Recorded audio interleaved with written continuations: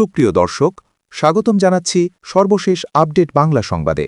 শুরুতেই জানিয়ে দেব সংবাদ শিরোনাম, এরপর থাকছে বিস্তারিত। শুরুতেই জানিয়ে দেব বাংলাদেশে নিয়ে জাতিসংঘের ভয়াবহ সিদ্ধান্ত, বাংলাদেশের রাজনীতিতে শেখ হাসিনার কথাই হবে শেষ কথা। বিস্তারিত থাকছে প্রতিবেদনে। আরও জানিয়ে দেব ক্যান্টনমেন্টে জারি রেড অ্যালার্ট, গৃহযুদ্ধে জড়াচ্ছে সেনাবাহিনী। বিস্তারিত থাকছে প্রতিবেদনে। আরও জানিয়ে দেব ইউনুসের আমলে ১৭ মাসে খুন ১৯৫, হত্যা অনেক হিন্দুকেও, বিস্ফোরক তথ্য ফাঁস। বিস্তারিত থাকছে প্রতিবেদনে।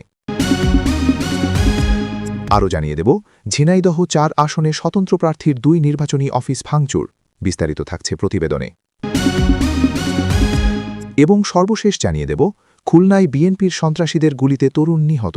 বিস্তারিত থাকছে প্রতিবেদনে। সুপ্রিয় দর্শক, এতক্ষণ শুনছিলেন সংবাদ শিরোনাম, এবারে শুনবেন বিস্তারিত। তার আগে ভিডিওটি ভালো লাগলে এবং সর্বশেষ আপডেট নিউজ পেতে চ্যানেলটি সাবস্ক্রাইব করুন। ধন্যবাদ। প্রায় ১.৫ বছরে আওয়ামী লীগের অনুপস্থিতিতে বাংলাদেশের রাজনৈতিক পরিমণ্ডলে সবথেকে বেশি বারবারন্ত হয়েছে যে দলটির, সেটা হল জামায়াতে ইসলামী। ১২ ফেব্রুয়ারি সাধারণ নির্বাচনের আগে বাংলাদেশে যেসব জনমত সমীক্ষা হয়েছে বা হচ্ছে, তার বেশিরভাগের রিপোর্ট বলছে এবার আগের চেয়ে অনেক বেশি ভোট পেতে পারে জামায়াত। ভোটের হারেও তারেক রহমানের নেতৃত্বাধীন বিএনপির কাঁধের কাছে চলে আসতে পারে এই ইসলামী দলটি। আসন্ন নির্বাচনের বেশ কয়েক মাস আগেই ফ্যাসিবাদী তকমা দিয়ে কার্যক্রম নিষিদ্ধ করে ময়দানের বাইরে রাখা হয়েছে বাংলাদেশের বৃহত্তম দল শেখ হাসিনার আওয়ামী লীগকে। তবে বাংলাদেশের নির্বাচনী পর্যবেক্ষকদের একটা বড় অংশ জোর দিয়েই বলছেন, বিএনপি ও জামায়াতের ফারাক কমায় বদলের বাংলাদেশে নির্ণায়ক হয়ে উঠতে পারে আওয়ামী লীগ সমর্থকদের ভোট। নৌকোবাহিনী কি তবে ঠিক করে দেবে আসন্ন নির্বাচনে সরকার কারা গড়বে? এই আবহে মূলত দুটি প্রশ্ন ঘুরপাক খাচ্ছে রাজনৈতিক মহলের মধ্যে।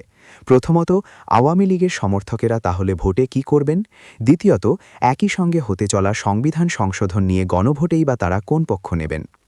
এই প্রশ্নের জবাবে দলের সভাপতিমণ্ডলীর সদস্য জাহাঙ্গীর কবির নানক বলেন, আমাদের নেত্রী শেখ হাসিনা স্পষ্ট বলে দিয়েছেন, অবৈধ দখলদার অর্থাৎ বর্তমানে বাংলাদেশের প্রধান উপদেষ্টা ইউনুস সরকারের করা ভোটেরও বৈধতা নেই। গণভোটই বা কিসের? বৃহত্তম দল আওয়ামী লীগকে বাদ দিয়ে বাংলাদেশে কোনো ভোট হতে পারে না, গণভোটও নয়।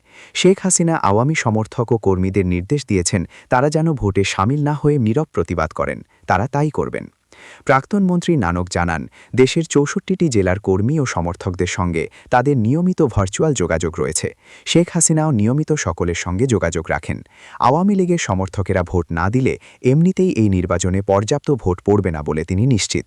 নানক বলেন, ইউনুস ও তার সমর্থক বিএনপি ও জামায়াত রীতিমতো হুমকি দিচ্ছে আওয়ামী লীগ সমর্থকদের, বলছে ভোট দিতে না গেলে বিপদে পড়তে হবে। তাতে আমাদের কিছু সমর্থক হয়তো ভোটের লাইনে দাঁড়াবেন, কিন্তু তার অর্থ এই নয় যে তারা ভোটটা দেবেন। সমাজ মাধ্যমে আওয়ামী লীগ স্লোগান প্রচার করছে, নো ভোট নো ভোট। কিসের হ্যাঁ কিসের না? অবৈধ গণভোট মানি না। বিশ্লেষকদের একাংশের মতে এর একটা প্রভাব হয়তো পড়বে সমর্থকদের মধ্যে। কিন্তু চট্টগ্রামের ছাত্রলীগ কর্মী কামাল, দেবাশিস, ঢাকার যুবলীগ কর্মী মহসিন বা পার্থরা অন্য কথা বলছেন। মব সন্ত্রাসের ভয়ে এরা সকলেই গত ১৭ মাস ধরে বাড়ি ছাড়া। তাদের কথায়, ভোট আগে না প্রাণ? ভোটের লাইনে দেখলে তো ভুয়ো কেসে ধরে নিয়ে যাবে, তার আগে গণধোলাই। তবে চট্টগ্রামের দেবাশিস জানালেন, তাদের পরিবারকে ভোটের লাইনে দাঁড়াতেই হবে। ইতিমধ্যেই হুমকি দেওয়া হয়েছে ভোট না দিলে দেশ ছাড়া করা হবে। সকলে বসে তাই একটি কৌশল বাছা হয়েছে, ভোট নষ্ট করা হবে না, বরং হুমকিবাজদের বিরুদ্ধে তারা ভোটকে কাজে লাগাবেন, তারপরে যা হবার দেখা যাবে। প্রশ্ন ছিল, কারা এই হুমকিবাজ? দেবাশিসের জবাব, দেশের যত চাঁদাবাজি, হুমকি এবং ভুয়ো মামলা দিয়ে হেনস্থা করার ঘটনা ঘটছে তার ৯০% স্থানীয় বিএনপি করছে, সঙ্গে মব সন্ত্রাস চালাচ্ছে এনসিপি।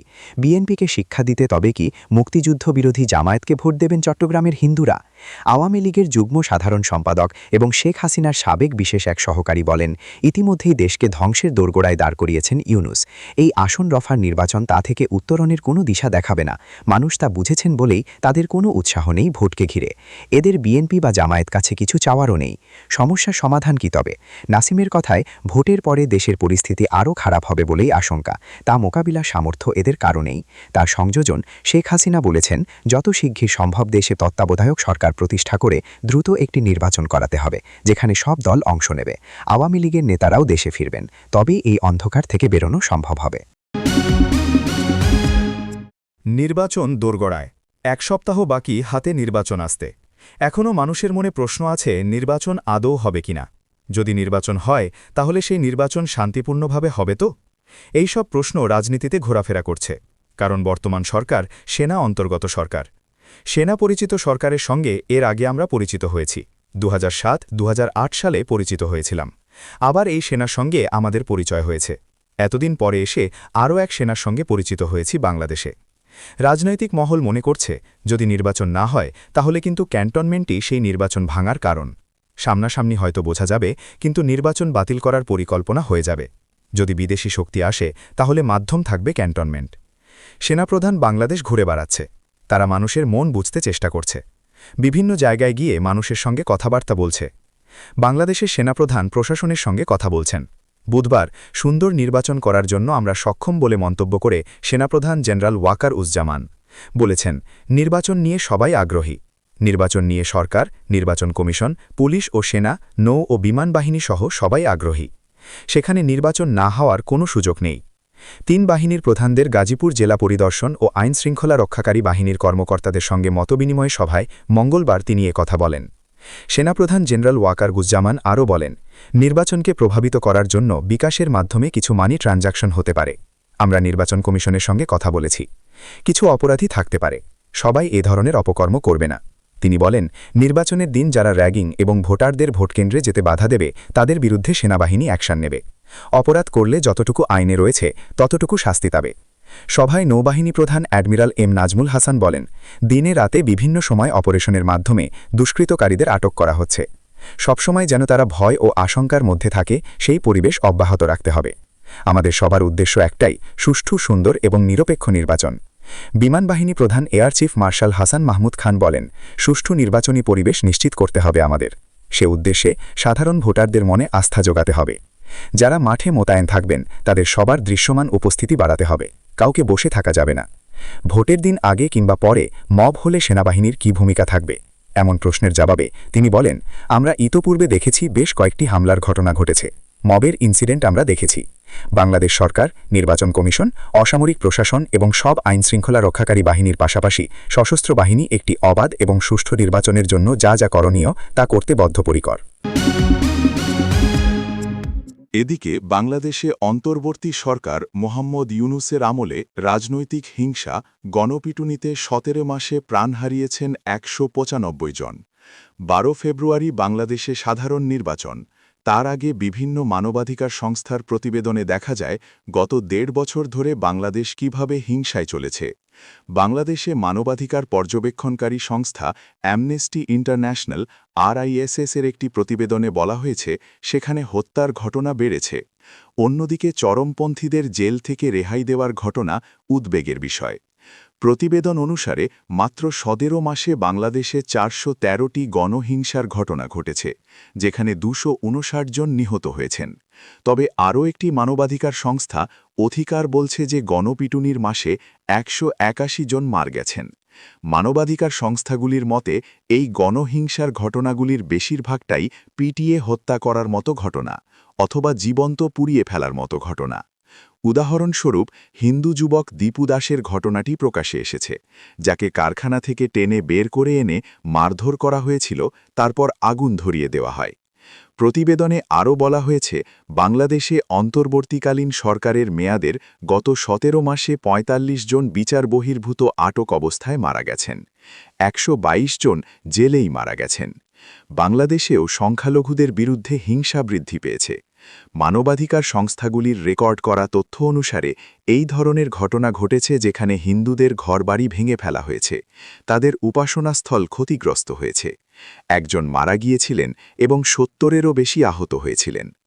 প্রতিবেদনে সংখ্যালঘু হিন্দুদের তাদের জমি দখল করতে বাধ্য করা এবং তাদের ঘরবাড়ি থেকে উচ্ছেদের ঘটনাও প্রকাশ করা হয়েছে।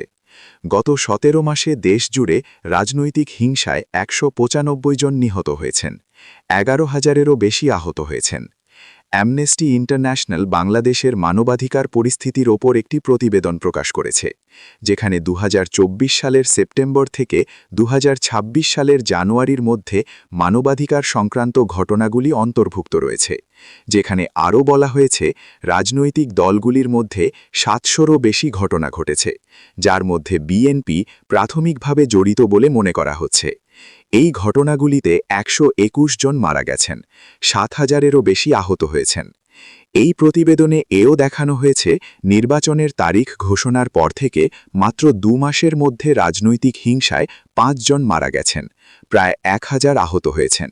অর্থাৎ ১১ ডিসেম্বর ২০২৫ থেকে ৩১ জানুয়ারি ২০২৬-এর মধ্যে রাজনৈতিক সহিংসতার ১৬২টি ঘটনা রিপোর্ট করা হয়েছে, যার মধ্যে রয়েছে প্রতিদ্বন্দ্বীদের মধ্যে হামলা, ভাঙচুর, মারামারি এবং হিংসার ঘটনা। শুধু অ্যামনেস্টি ইন্টারন্যাশনালই নয়, বাংলাদেশের অন্যান্য মানবাধিকার সংস্থাও সহিংসতার ঘটনা বৃদ্ধির বিষয়টি নিশ্চিত করেছে।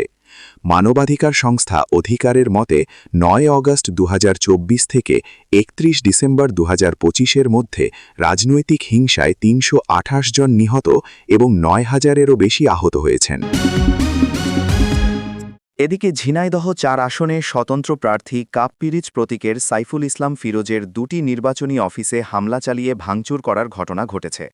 এ সময় একটি অবিস্ফোরিত ককটেল উদ্ধার করেছে আইনশৃঙ্খলা রক্ষাকারী বাহিনী। বৃহস্পতিবার ৫ জানুয়ারি রাত ৮টার দিকে কালীগঞ্জ শহরের নিশ্চিন্তপুর ও হেলাই গ্রামের ২টি নির্বাচনী অফিসে হামলা চালানো হয়। এ ঘটনার পর এলাকায় উত্তেজনা বিরাজ করছে। ককটেল সদৃশ বস্তু উদ্ধারে এলাকায় আতঙ্ক ছড়িয়ে পড়ে। স্থানীয় বাসিন্দারা জানান, রাত ৮টার দিকে ৪টি মোটরসাইকেলে ৮ জন নিশ্চিন্তপুর এলাকায় স্বতন্ত্র প্রার্থী সাইফুল ইসলাম ফিরোজের নির্বাচনী অফিসে হামলা চালায়। এ সময় তাদের হাতে ধারালো অস্ত্র ছিল। অতর্কিত হামলা চালিয়ে অফিসের টেবিল, চেয়ার ও ৩টি মোটরসাইকেল ভাঙচুর করা হয়। এরপর অফিসের মধ্যে একটি ককটেল নিক্ষেপ করা হয়, কিন্তু সেটি অবিস্ফোরিত থাকে। পরে পুলিশ এসে একটি ককটেল উদ্ধার করে। এছাড়া পৌরসভার হেলাই গ্রামে স্বতন্ত্র প্রার্থী সাইফুল ইসলাম ফিরোজের অন্য আরেকটি নির্বাচনী অফিসে হামলা চালায় ৮ জনের একটি দল। অফিসে থাকা চেয়ারগুলো ভাঙচুর করে দ্রুত মোটরসাইকেল যুগেল পালিয়ে যায় কহা। এ সময় স্থানীয় বাসিন্দারা ২ জনকে চিনে ফেলে। হেলাই গ্রামের স্থানীয় যুবক নূর ইসলাম বলেন, রাত ৮টার দিকে মতিয়ার ও মোশারফ সহ আমরা ৩ জন কাপ-পিরিচ প্রতীকের নির্বাচনী অফিসে বসেছিলাম। হঠাৎ ৪টি মোটরসাইকেলে ৮ জনের একটি দল এসে অফিসে ভাঙচুর করে। এদের মধ্যে ২ জনকে চেনা গেছে, তারা ফয়লা গ্রামের শাওন ও মুন্না। এ ব্যাপারে ধানের শীষ প্রতীকের প্রার্থী রাশেদ খানের মোবাইলে ফোন দিলে রিসিভ করেন রাকিব হোসেন নামে এক ব্যক্তি। তিনি নিজেকে পিএস পরিচয় দিয়ে বলেন, ১০ মিনিট পরে ফোন দিয়ে কথা বলিয়ে দেওয়া যাবে, তিনি ব্যস্ত আছেন। কালীগঞ্জ থানার ভারপ্রাপ্ত কর্মকর্তা ওসি জেল্লাল হোসেন বলেন, স্বতন্ত্র প্রার্থী সাইফুল ইসলাম ফিরোজের ২টি অফিসে কেউ না থাকায় ভাঙচুর করেছে। এছাড়া একটি অফিসের মধ্য থেকে কালো টেপ দিয়ে মোড়ানো একটি জর্দার কৌটো উদ্ধার করা হয়েছে। সেটি ককটেল কিনা পরীক্ষার পর বলা যাবে। খবর শোনা মাত্রই নির্বাহী ম্যাজিস্ট্রেট সহ আইনশৃঙ্খলা বাহিনীর সদস্যরা অফিস দুটি পরিদর্শন করেছেন। এদিকে খুলনায় সন্ত্রাসীদের গুলিতে রাকিব হোসেন ২৩ নামে এক তরুণ নিহত হয়েছেন। বৃহস্পতিবার ৫ ফেব্রুয়ারি রাতে নগরীর পশ্চিম টুটপাড়া এলাকায় এ ঘটনা ঘটে। নিহত রাকিব লবণচড়া থানার ৮০ বিঘা এলাকার আনোয়ার হোসেনের ছেলে। পুলিশ ও এলাকাবাসী সূত্রে জানা গেছে, রাকিব ঘটনাস্থলের পাশের একটি সেলুনে অবস্থান করছিল। এর কিছুক্ষণ পরে ২ যুবক সেলুন থেকে তাকে টেনে বের করে মাথায় ২টি গুলি করে। পরে তারা ঘটনাস্থল ত্যাগ করে। পুলিশ ও স্থানীয়রা তাকে উদ্ধার করে খুলনা মেডিকেল কলেজ হাসপাতালে নিলে কর্তব্যরত চিকিৎসক তাকে মৃত বলে ঘোষণা করে। খুলনা মেট্রোপলিটন পুলিশের উপকমিশনার দক্ষিণ মোহাম্মদ তাজুল ইসলাম এ তথ্য নিশ্চিত করেছেন। তিনি বলেন, আজ রাত ১০টার দিকে নগরীর পশ্চিম টুটপাড়া কুবা মসজিদ এলাকায় একজন গুলিবিদ্ধ হয়েছে এমন সংবাদ পেয়েছি। সেই সংবাদের ভিত্তিতে সদর থানা এবং লবণচড়া থানা পুলিশের টিম ঘটনাস্থলে আসে। ঘটনাস্থল থেকে আমরা ২টি তাজা গুলি উদ্ধার করেছি। তাকে উদ্ধার করে খুলনা মেডিকেল কলেজ হাসপাতালে প্রেরণ করেছি। পরে ডাক্তার তাকে মৃত ঘোষণা করেছে। এ ঘটনার সাথে জড়িতদের কিছু নাম পেয়েছি। আমাদের টিম ফিল্ডে কাজ করা শুরু করেছে। তিনি বলেন, প্রাথমিকভাবে ধারণা করা হচ্ছে যে এলাকার আধিপত্য বিস্তার এবং মাদক সংক্রান্ত বিরোধের জেরে এ ঘটনা ঘটেছে। তারপরেও অন্য কোনো ঘটনা আছে কিনা আমরা দেখছি। জানতে পেরেছি সেও রাকিব একটি গ্রুপের সদস্য। আমরা তা নিয়েও কাজ করছি এবং কেন ঘটেছে সেটি নিয়েও টিম কাজ করছে।